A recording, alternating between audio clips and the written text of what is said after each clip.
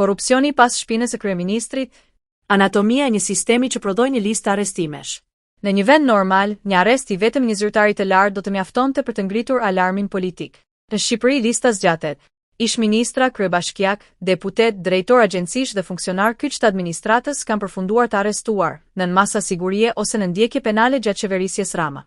Pyetja që qytetarët bëjnë sot nuk është më a ka korrupsion, por si është mundur që kaq shumë njerëz të kenë vepruar për vite me radhë pa u ndalur? Dhe, mbi të gjitha, a është e besueshme narrativa se gjithçka ka ndodhur pa dijenin e kryeministrit? Emrat dhe arsyet e arrestimit sipas njoftimeve zyrtare dhe raportimeve publike. Lefter Koka, ish ministër i mjedisit, i arrestuar dhe dënuar në dosjet e inceneratorëve për shpërdorim detyre, korrupsion dhe pastrim parash. Ilir Beçaj, ish ministër i shëndetësisë, i arrestuar nga SPAK për abuzime me tender dhe fonde publike në struktura në varësinë e tij. Alqi Bllako, ish deputet pusa funksionar, i arrestuar për korrupsion në të njëjtën skemë të inceneratorëve. Vangjush Dako, ish kryetar Bashkia e Durrës, i arrestuar për shpërdorim detyre dhe dëme të mëdha financiare në projekte publike. Safet Gjitsi, ish kryetar Bashkia e Kukës, i arrestuar për korrupsion. Erion Veliaj, kryetar Bashkia e Tiranë, i arrestuar me vendim gjykate në një hetim të SPAK për korrupsion pastrim parash, proces në zhvillim. Mirlinda Karçanaj, drejtoreshe Akshi, nën mas sigurie për abuzime në tendera dhe procedura publike. Arben Ahmetaj, ish kryeministër, me urdhër arrest ndjekje penale për korrupsion dhe pastrim parash, çështje në zhvillim. Kjo listë nuk është e plotë.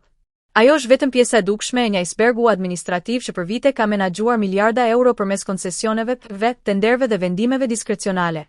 Ngrënia e kumbullave apo modeli i pushtetit? Narrativa zyrtare përsëritet, janë raste individuale. Por rastet individuale nuk krijojnë modele. Modelet krijohen nga rregulla loje. Dhe rregullat e lojës në këtë dekadë kanë qenë të qarta. Centralizim ekstrem i vendimmarrjes. Tender të mbyllur ose me kritere të qepura. Agjenci të fushizuara pa kontroll real parlamentar. Koncesione afatgjata me kosto të fryra. Imunitet politik derisa hyn drejtësia. Në këtë kontekst, është e pabesueshme të pretendohet se kryeministri nuk dinte. Nëse nuk dinte, atëherë kemi një problem të rënd pa aftësie qeverisëse. Nëse dinte dhe toleroi, kemi përgjegjësi politike. Të dyja janë të papranueshme. Bashkia e Tiranës si shkollë pushteti. Një pjesë e mirë e emrave të përfshirë dalin nga Bashkia e Tiranës. Aty u ndërtua praktika, menaxhim projektesh gjigante, kontrata të përqendruara, komunikim i mbyllur dhe një kulturë ku suksesi matet me shpejtësi shpenzimi, jo me llogaridhënie. Kur ky model u eksportua në nivel kombëtar, pasojat u shumëfishuan. Pse pasuritë nuk kthehen menjëherë? Ligji kërkon prova të forta për konfiskim. Por ndërkohë, pasuritë maskohen, kalojnë në emra të tretë, shpërndahen në kompani guac. Kjo është arsyeja pse konfiskimi vonon, jo sepse nuk ka dyshime, por sepse skemat janë ndërtuar pikërisht për të rezistuar konfiskimit. Kjo e bën edhe më të rëndë përgjegjësinë politike të atyre që e lejuan këtë arkitekturë. Lista vazhdon, dhe kjo është prova. Nëse lista vazhdon të zgjatet, atëherë problemi nuk janë disa mall të kalbura. Problemi është pema. Një qeveri që për një dekadë prodhon hetime, arrestime dhe dënime në nivele kaq të larta nuk mund të fshehet pas befasive. Përgjegjësia politike nuk parashkruhet. Përfundim, llogaridhënie, jo justifikime.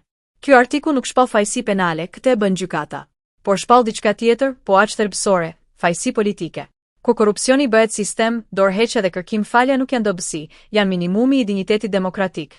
Pa këtë, çdo arrest i radhës nuk do të jetë fitore e drejtësisë, por provë dështimit të qeverisjes.